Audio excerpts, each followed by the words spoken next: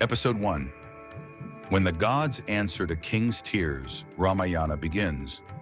In the heart of the majestic city of Ayodhya, where golden spires kissed the skies and the Saraya River flowed like a blessing, ruled King Dasharatha, a sovereign of unmatched valor, wisdom, and might.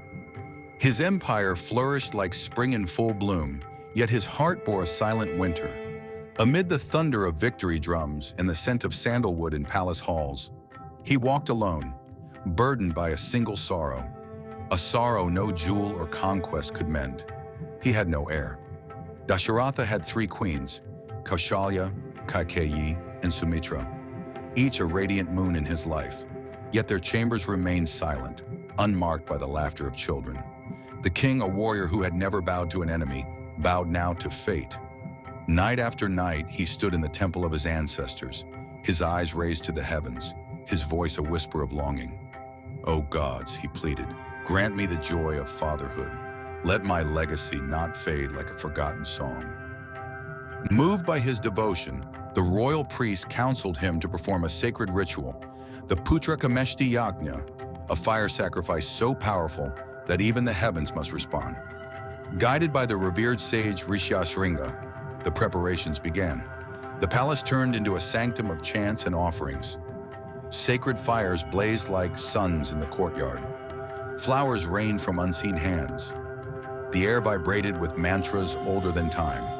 And then, the skies changed. As the final offering touched the sacred flames, the earth trembled softly. From the heart of the fire, wrapped in a celestial brilliance, emerged a divine being, tall, radiant, his form shimmering like molten gold. In his hands, he held a golden bowl, filled with kheer, the food of gods, infused with life-giving essence. "Take this," he said, his voice like thunder, wrapped in kindness. "This is the boon you seek. Share it among your queens. Life shall blossom in your house." The king's hands trembled as he received the gift. With reverence and hope, he gave half to Kaushalya, a quarter to Kaikeyi, and when he turned to Sumitra, he paused, then gave her 2 halves, one from each bowl. Destiny had been stirred. Seasons passed. The city of Ayodhya burst into celebration as news spread. Kaushalya bore a son, Rama, whose eyes held the calm of sages and the fire of warriors. Kaikeyi gave birth to Bharata, destined to become the very embodiment of Dharma. And Sumitra, blessed doubly, bore twins, Lakshmana and Shatrughna, 2 blazing stars in the king's sky. The people danced in the streets, bells rang in every temple, flowers adorned every doorstep. Yet amid all the rejoicing, only a few truly understood the gravity of what had come to pass. For Rama was no ordinary prince.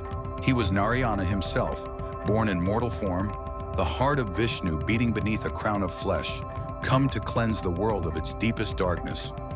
King Dasharatha, his arms now full of sons, wept again. But these were not tears of longing.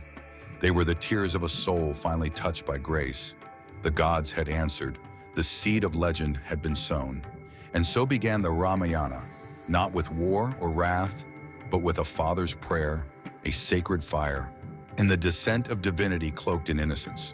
The world did not know it yet, but destiny had already begun to shift.